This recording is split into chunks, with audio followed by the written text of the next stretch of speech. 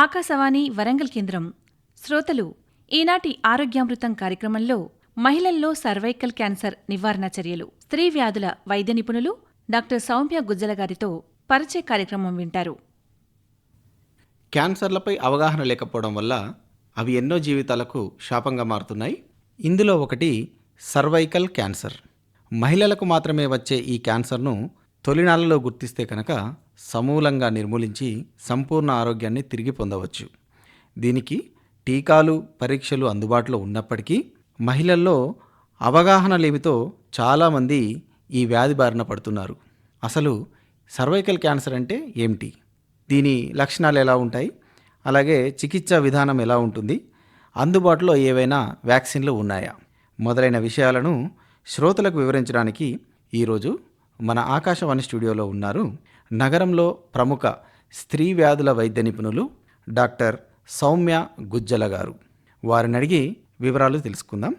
Doctor గారు నమస్కారం అండి. నమస్కారం అండి. డాక్టర్ గారు, ఈ మధ్య ఎక్కువగా సామాజిక మాధ్యమాల్లో వింటున్నాము, ప్రసార మాధ్యమాల్లో కూడా చూస్తూ ఉన్నాము, సర్వైకల్ క్యాన్సర్ అని మహిళలకు వస్తుందని చెప్పేసి. అసలు ఏంటి సర్వైకల్ క్యాన్సర్? కొన్ని సాధారణ వివరాలు మన శ్రోతల కోసం. స్త్రీలలో మాత్రమే రాగలిగే క్యాన్సర్లలో ముఖ్యమైన క్యాన్సర్ సర్వైకల్ క్యాన్సర్. గర్భసంచి ముఖద్వార క్యాన్సర్ అంటాం దీన్ని. ఇది మనకు వయసు రీత్యా కొంచెం మిడిల్ ఏజ్ నుంచి, అంటే 35 సంవత్సరాల నుంచి మొదలు పెడితే కనుక 50-60 సంవత్సరాల దాకా కూడా స్త్రీలను ఇబ్బంది పెట్టే మేజర్ క్యాన్సర్ అన్నమాట. మనకు ఈ క్యాన్సర్కి ఉన్న ముఖ్య లక్షణం ఏంటి అంటే, అది గర్భసంచ ముఖద్వారం నుంచి మనకి రక్తస్రావం రూపంలో కానీ, తెల్లబట్ట రూపంలో కానీ, లేదంటే కలిసినప్పుడు భార్యాభర్త సంభోగం చేసినప్పుడు దానివల్ల వచ్చే అధిక రక్తస్రావం వల్ల కానీ గుర్తించబడుతుంది.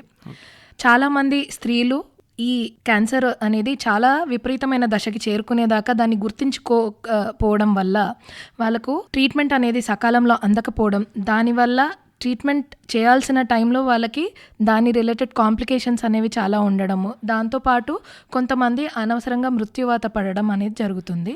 కాకపోతే ఇప్పుడు ఉన్న పరిస్థితుల్లో గత 20 సంవత్సరాలలో సర్వైకల్ క్యాన్సర్ మీద అత్యధికంగా రీసెర్చ్ జరిగింది. దానివల్ల మనకి చాలా తొందరగా ప్రీ క్యాన్సర్ స్టేట్లో, అంటే క్యాన్సర్ దశకు చేరకముందే ఈ క్యాన్సర్ని గుర్తించగలిగే అనేక రకమైన పరీక్షలు అవైలబుల్ ఉన్నాయి. దాంతోపాటు మనము మొత్తానికే ఈ క్యాన్సర్ రాకుండా చేయగలిగే వ్యాక్సినేషన్ అనేది కూడా ఇవాళ అవైలబుల్ ఉంది. అయితే మేడం, అసలు సర్వైకల్ క్యాన్సర్ ఎలా వస్తుంది? అంటే ఒక ఆరోగ్యవంతమైన మహిళ సర్వైకల్ క్యాన్సర్ బారిన ఎలా పడతారు? దానికి గల కారణాలు ఏంటి? సర్వైకల్ క్యాన్సర్ అనేది ఒక వైరల్ ఇన్ఫెక్షన్ ద్వారా వచ్చే క్యాన్సర్ అండి. ఈ వైరస్ పేరు HPV virus, human papilloma virus. ఈ వైరస్ అనేది కేవలం సెక్షువల్ కాంటాక్ట్ ద్వారా, అంటే భార్యాభర్త కానీ, మేల్ అండ్ ఫీమేల్ పార్ట్నర్స్ కానీ కలిసి ఉన్నప్పుడు ఒకళ్ళ నుంచి ఒకళ్ళకి సోకే వైరల్ ఇన్ఫెక్షన్. ఈ వైరల్ ఇన్ఫెక్షన్ అనేది మన శరీరము క్లియర్ చేసుకోలేని పరిస్థితి ఉన్నప్పుడు, అండ్ ఎవరైతే ఆడవాళ్ళు ఉన్నారో వాళ్ళ శరీరంలో ఇమ్యూనిటీ పవర్ అనేది, రోగనిరోధక శక్తి అనేది తక్కువ ఉన్నప్పుడు వాళ్ళకు ఈ వైరల్ ఇన్ఫెక్షన్ ఎక్కువ రోజులు శరీరంలో ఉండి అది ముదిరి క్యాన్సర్ కిందకి దారితీసే అవకాశం ఉంటుంది. అలాగే డాక్టర్ గారు, ఆరోగ్యవంతమైన ఒక మహిళకు సర్వైకల్ క్యాన్సర్ కనుక వస్తే ఎటువంటి లక్షణాలు ఉంటాయి? అంటే మామూలుగా గ్రామీణ ప్రాంతాలలో అవగాహన లోపం వల్ల కొన్ని శరీరంలో వచ్చే కొన్ని మార్పులను కూడా వారు ఎవరితో చెప్పుకోలేకనో ఇంకేదైనా కారణం చేతనో అలా పక్కన పెట్టేస్తూ ఉంటారు.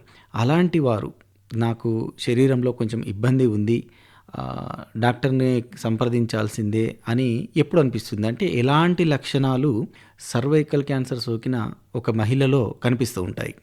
చాలామందికి ముఖ్యంగా వచ్చే లక్షణం వచ్చేసి రక్తస్రావం ఎక్కువగా ఉండడం, లేదా యోని నుంచి తెల్లటి డిశ్చార్జ్ లాగా వస్తుండడం, తెల్లబట్ట లాంటిది అవుతూ ఉండడము. దాంతోపాటు వాళ్ళకి జనరల్గా క్యాన్సర్కి సంబంధించిన లక్షణాలు, అంటే బరువు తగ్గుతూ ఉండడము, లేదంటే వాళ్ళకి ఆకలి నశించిపోతూ ఉండడము, జనరల్ హెల్త్ ఇష్యూస్ లైక్ చాలా నీరసంగా వీక్గా ఫీల్ అవ్వడము, ఇలాంటివన్నీ ఉంటాయి. ఎర్లీ స్టేజెస్లో ముఖ్యంగా ఈ బ్లీడింగ్ అనేది ఎక్కువ అవుతూ ఉండడము, మెనోపాజ్ అంటే గర్భ సంచి నుంచి నెలసరి రావడం ఆగిపోయిన మహిళల్లో బ్లీడింగ్ కనిపించడం, ఇలాంటి లక్షణాలు ఉంటాయి. చాలాసార్లు గ్రామీణ ప్రాంతాల నుంచి వచ్చే మహిళలు వీటిని కొట్టి పారేస్తుంటారు. ఎర్లీ స్టేజెస్లో డిటెక్ట్ చేయకపోవడానికి, మనకు తెలుసుకోవడానికి టైం ఉండకపోవడానికి కారణం ఇదే. ఏదైనా ఇలాంటి సిమ్టమ్ ఉన్నప్పుడు, వాళ్ళకి ఇలాంటిది ఏదన్నా అనిపించినప్పుడు వాళ్ళు ఇంట్లో ఉన్న మగవాళ్లతో చెప్పుకోలేని పరిస్థితి, వెంటనే దగ్గరలో ఉన్న డాక్టర్ దగ్గరికి సొంతంగా వెళ్ళలేని పరిస్థితి, చుట్టుపక్కల అమ్మలక్కలతో మాట్లాడినా, వాళ్ళ చుట్టాలతో మాట్లాడినా ఏం కాదు అనేసి మా అందరికీ ఉండిందే ఇది, ఇలాంటి కొట్టి వేత ధోరణి ఏదైతే ఉందో దానివల్ల చాలామంది లేట్గా మమ్మల్ని సంప్రదించడము, దానివల్ల అడ్వాన్స్ స్టేజ్లో క్యాన్సర్ డిటెక్ట్ అవ్వడము, దాంతో దాని రిలేటెడ్ ప్రాబ్లమ్స్ ఎక్కువగా ఉండడం జరుగుతుంది. సో ఎటువంటి చిన్న ఆరోగ్యపరమైన సమస్య స్త్రీలకు వచ్చినా కూడా వెంటనే దానికి దగ్గరలో ఉన్న గైనకాలజిస్ట్ డాక్టర్ని కలిస్తే కనుక, స్త్రీ వైద్య నిపుణులను కలిస్తే కనుక వాళ్ళకి అసలు ప్రాబ్లం అనేది నార్మల్గానే ఆడవాళ్ళకు వచ్చేదా, లేదంటే ఈ క్యాన్సర్ సంబంధితమైన లక్షణాలు ఏమైనా అని తెలుసుకోవడానికి వీలవుతుంది. ఇవాళ రేపు చిన్నపాటి సిహెచ్సిస్, పిహెచ్సిస్ అంటే పల్లె హాస్పిటల్స్ ఏవైతే గవర్నమెంట్ హాస్పిటల్స్ ఉన్నాయో అక్కడ కూడా మీకు స్క్రీనింగ్ టెస్ట్లు అనేవి సర్వైకల్ క్యాన్సర్కి అవైలబుల్ ఉన్నాయి. దాంతో మీరు పట్టణాల దాకా రాకున్నా కూడా అక్కడ చూడడం వల్ల వాళ్ళు ఒకవేళ మీకు క్యాన్సర్ లక్షణాలు ఉన్నట్టు అనుమానంగా ఉన్నా కూడా పెద్ద హాస్పిటల్కి మిమ్మల్ని పంపించి అక్కడ పరీక్షలు చేసి కన్ఫర్మేషన్ తీసుకునే అవకాశం ఉంటుంది. ఓకే, కాబట్టి బేసిక్గా వాళ్ళు ఎవరితోటో ఒకరితో షేర్ చేసుకోవాలి. అది హస్బెండే కానివ్వండి, ఇంకెవరైనా కొంచెం నాలెడ్జ్ ఉన్న వాళ్ళతో షేర్ చేసుకోండి. లేకపోతే దగ్గరలో ఉన్న ప్రైమరీ హెల్త్ సెంటర్కి వెళ్ళినా మీరు అవైలబుల్ ఉన్నది అంటున్నారు కదా. డెఫినెట్లీ. అలాగే డాక్టర్ గారు, ఎవరైనా ఒక మహిళ నాకు ఇలా ఆరోగ్యం బాగుండడం లేదని కనుక హాస్పిటల్కి వస్తే మీరు ఎలాంటి పరీక్షలు చేసిన తర్వాత ఈ మహిళ శరీరంలో కొంచెం ఇబ్బంది, అంటే ఈ మనం అనుకుంటున్న సర్వైకల్ క్యాన్సర్ ఉందని నిర్ధారిస్తారు?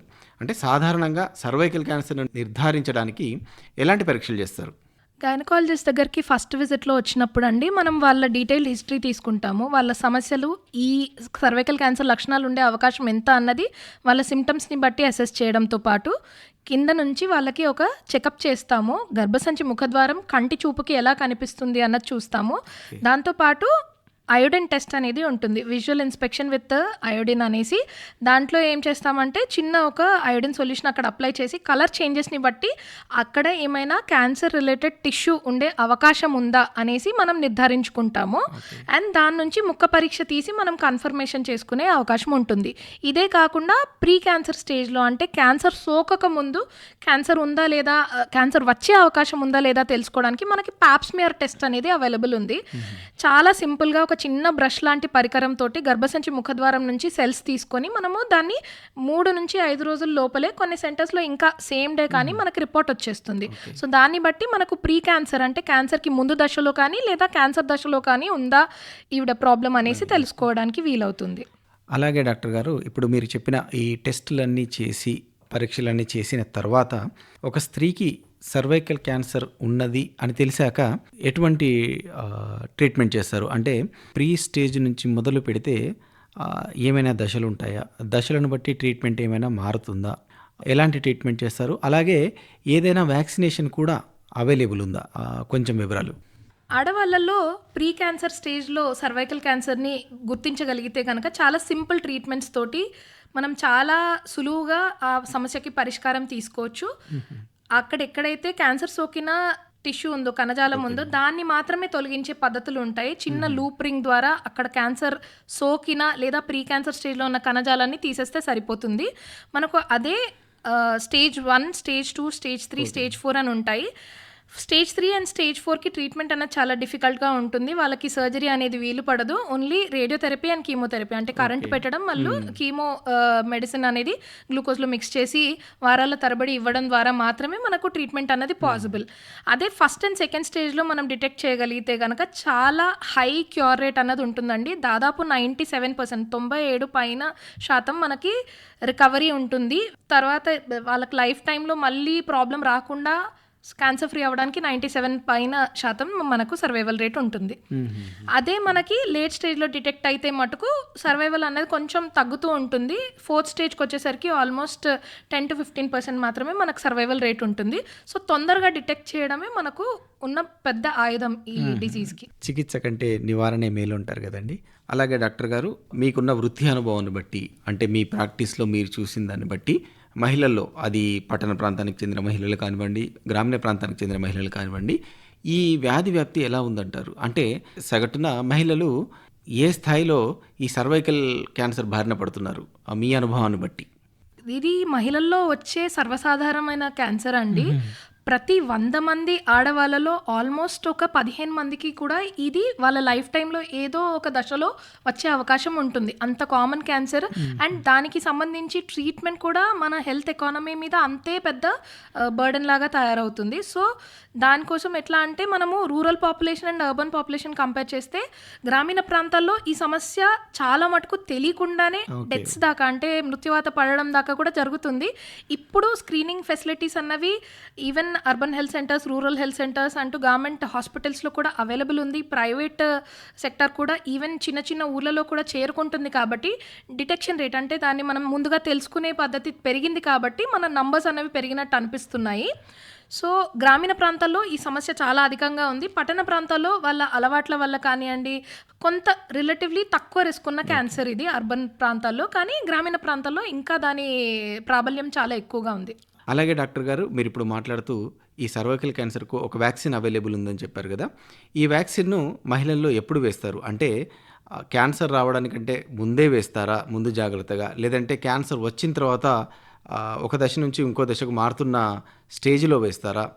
ఎప్పుడు వేస్తారు? ఈ వ్యాక్సిన్ వివరాలు కొంచెం తెలపండి.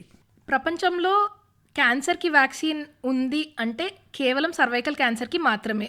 సర్వైకల్ క్యాన్సర్ అనేది వైరల్ ఇన్ఫెక్షన్ వల్ల వస్తుంది కాబట్టి మనం ఆ వైరల్ ఇన్ఫెక్షన్ రాకుండా వ్యాక్సిన్ ఇస్తే కనుక స్త్రీలకు ఈ క్యాన్సర్ లేకుండా మనం చేయగలుగుతాము. కాకపోతే ఈ వ్యాక్సిన్ అనేది సర్వైకల్ క్యాన్సర్ కాదు, హెచ్పివి వైరస్ ఇన్ఫెక్షన్ రాకముందే వేయాల్సి ఉంటుంది. సో అందుకని చిన్న వయసు, యుక్త వయసు అమ్మాయిలకు వేయడం అనేది శ్రేయస్కరం. మనకిప్పుడు రికమెండేషన్స్ ప్రకారం 9 to 14 years అంటే 9 నుంచి 14 ఏళ్ళ అమ్మాయిలకి 2 డోసులు, 14 నుంచి 45 ఏళ్ళ అమ్మాయిలకి మనం 3 డోసులు వ్యాక్సిన్ వేస్తామండి. ఈ వ్యాక్సిన్స్ ఎంత తొందరగా వేస్తే అమ్మాయిలకు అంత ఎఫెక్టివ్గా అంటే అంత ప్రివెంటివ్గా పనిచేస్తాయి అన్నమాట. అంటే మేడం, ఈ వ్యాక్సినేషన్ అనేది కామన్గా వ్యాక్సిన్ అంటే ఏదైనా లక్షణాలు ఉంటేనే, లేదంటే ఇబ్బంది ఉంటేనే వేసుకోవచ్చా, లేదంటే ఎవరైనా మీరు అన్నట్టు అంటే ముందు జాగ్రత్తగా కూడా వేసేసుకోవచ్చా? ముందు జాగ్రత్తగా వేసుకుంటున్నాము. అండ్ ముందు జాగ్రత్తగా వేసుకుంటేనే మనకు ఇప్పుడు వెంటనే దాని effect as a public health program మనకు కనిపించకపోయినా కూడా ఒక 15-20 ఏళ్ళకి వచ్చేసరికి ఇప్పుడు వ్యాక్సిన్ వేస్తున్న అమ్మాయిలందరూ యుక్త వయసు అమ్మాయిలు అయ్యి వాళ్ళ మ్యారిటల్ లైఫ్ స్టార్ట్ చేసినప్పుడు వాళ్ళల్లో సర్వైకల్ క్యాన్సర్ రేట్ అన్నది చాలా గణనీయంగా తగ్గించడానికి వీలవుతుంది. ప్రీ క్యాన్సర్ కూడా కాదు, అసలు హెచ్పివి ఇన్ఫెక్షన్ రాకముందే మనం వ్యాక్సినేషన్కి టార్గెట్ చేయాలి. అలా అని ఎక్కువ వయసు ఉన్న వాళ్ళు వేసుకోకూడదని ఏమీ లేదు. 45 ఏళ్ళ లోపు కూడా మనం వ్యాక్సిన్ వేసుకోవడం వల్ల మనకి ఎంతో కొంత ప్రొటెక్షన్ అనేది దొరుకుతుంది. ఓకే, అంటే ఈ వ్యాక్సినేషన్ వేసుకోవడం వల్ల సర్వైకల్ క్యాన్సర్ ముప్పును నిరోధించవచ్చు. మేడం, అలాగే ఇప్పుడు గ్రామీణ ప్రాంతాలలో ఉన్న మహిళలు అవగాహన లోపం వల్ల కానీ ఏదైనా వల్ల కానీ టెస్టులు చేయించుకోవడానికి కొంచెం వెనకాడుతున్నారు. ఒకవేళ మీరు ఇప్పుడు చెప్పినట్టు మనకు ప్రాథమిక ఆరోగ్య కేంద్రాలలో కూడా ఈ టెస్టులు అనేది అవైలబుల్ ఉన్నాయని చెప్తున్నారు కదా. అలాగే ఇప్పుడు మీరు చెప్పినటువంటి వ్యాక్సినేషను ఎక్కడ అవైలబుల్ ఉంది? అంటే గ్రామీణ ప్రాంతాలలో వారికి ఎవరికైనా అవసరం ఉన్న వాళ్ళు వేయించుకోవాలంటే ఎక్కడ దొరుకుతుంది ఈ వ్యాక్సినేషన్? వాళ్ళకి కొందరికి అవగాహన ఉండకపోవచ్చు, ఇక్కడ వ్యాక్సినేషన్ ఉంటుందా, ఇంకెక్కడికన్నా వెళ్ళాలా, ఇటువంటి అవగాహన లోపం వల్ల వాళ్ళు కొంచెం వెనక ముందు అనొచ్చు. వ్యాక్సినేషన్ అనేది ఎక్కడ అవైలబుల్ ఉంటుంది మేడం యాక్చువల్లీ?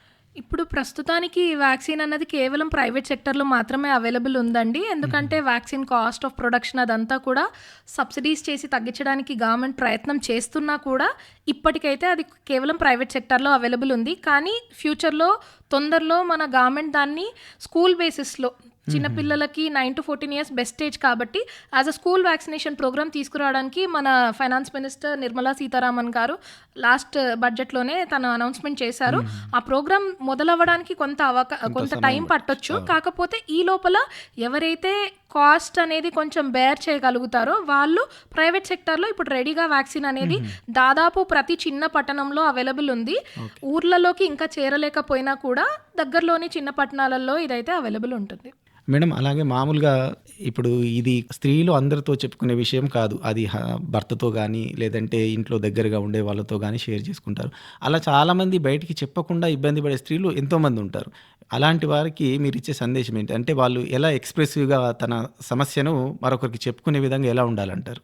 స్త్రీలలో మనం కామన్గా చూసే ప్రాబ్లం ఇదండి మనకి ఏదన్నా ప్రాబ్లం వస్తే మన ఫ్యామిలీ ముందు అని అనుకుంటాము, వాళ్ళ హెల్త్ని సెకండరీగా పెట్టేసే అలవాటు ఉంటుంది ఇంట్లో ఆడవాళ్ళకి. దాంతోపాటు ఎవరికైనా చెప్తే వాళ్ళు ఏమనుకుంటారో, మనం తీసుకెళ్ళగలుగుతారా మనల్ని, మనం వాళ్ళకి ఖర్చు పెట్టించిన వాళ్ళం అవుతామా అనేసి ఒక ఆలోచన ఉంటుంది.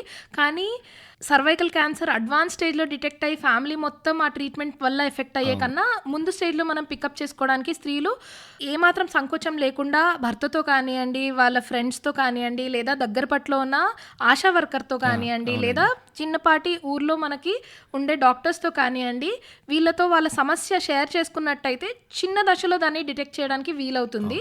రెండోది మనకి ఇప్పుడు government is trying to create a help line, toll free help line ఒకటి క్రియేట్ చేయాలనుకుంటున్నారు. సర్వైకల్ క్యాన్సర్ గురించి ఎటువంటి అనుమానాలు ఉన్నా మనకు లోకల్ లాంగ్వేజెస్లో, అంటే తెలుగు, తమిళ్, కన్నడ ఇలాంటి లోకల్ లాంగ్వేజెస్లో కూడా స్త్రీలకు వచ్చే అనుమానాలను నివృత్తి చేసుకోవడానికి, అంటే వాళ్ళు ఎక్కడికి అప్రోచ్ అవ్వాలి, వాళ్ళకి నియరెస్ట్ హెల్త్ చెకప్ ఎక్కడ పాసిబుల్ అవుతుంది, వ్యాక్సినేషన్ నియరెస్ట్ ఎక్కడ అవైలబుల్ ఉంటుంది, దాంతోపాటు వాళ్ళకి ఇటువంటి లక్షణాలు ఉన్నాయి సో మేము వెళ్ళాలా లేదా, అసలు డాక్టర్ దగ్గరికి వెళ్ళాల్సిన అవసరం ఉందా లేదా, ఇలాంటి సమస్యలు వాళ్ళ ఇంటి నుంచే, దాదాపు ప్రతి ఒక్కళ్ళ ఇంట్లో ఒక మొబైల్ ఫోన్ అయితే ఉంటుందండి. సో ఆ మొబైల్ ఫోన్ని యూజ్ చేసి వాళ్ళు ఒక టోల్ ఫ్రీ నంబర్ ద్వారా వాళ్ళు ఇలాంటి విషయాలు కూడా నివృత్తి చేసుకునే అవకాశం కల్పించడానికి government is in plan to create a toll free number for that. Doctor గారు ఇంతవరకు చెప్పిన లక్షణాలు గనక ఎవరైనా స్త్రీ తన శరీరంలో ఉన్నట్టు గుర్తిస్తే సమీప ఆరోగ్య కేంద్రాన్ని సందర్శించి వైద్యుల సలహాలు సూచనలు తీసుకోవాలి. అవసరమైతే వ్యాక్సిన్ కూడా వేయించుకోవాలి. అలాగే మంచి ఆహార మరియు ఆరోగ్య అలవాట్లను పాటిస్తూ స్త్రీలందరూ ఆరోగ్యంగా ఉండాలి. ఎందుకంటే కుటుంబంలోని స్త్రీ ఆరోగ్యంగా ఉంటే ఆ కుటుంబం అంతా ఆరోగ్యంగా ఉంటుంది. తద్వారా ఆరోగ్య సమాజాన్ని నిర్మించవచ్చు. అలాగే డాక్టర్ గారు మీ విలువైన సమయాన్ని మా ఆకాశవాణి శ్రోతల కోసం కేటాయించి అమూల్యమైన సూచనలు సలహాలు అందించారు. ధన్యవాదాలు. ధన్యవాదాలండి నన్ను ఈ కార్యక్రమానికి ఆహ్వానించినందుకు. నమస్కారం మ్యామ్. నమస్తే. శ్రోతలు ఇంతవరకు ఆరోగ్యామృతం కార్యక్రమంలో మహిళల్లో సర్వైకల్ క్యాన్సర్ నివారణ చర్యలు, స్త్రీ వ్యాధుల వైద్య నిపుణులు డాక్టర్ సౌమ్య గుజ్జల గారితో పరిచయ కార్యక్రమం విన్నారు.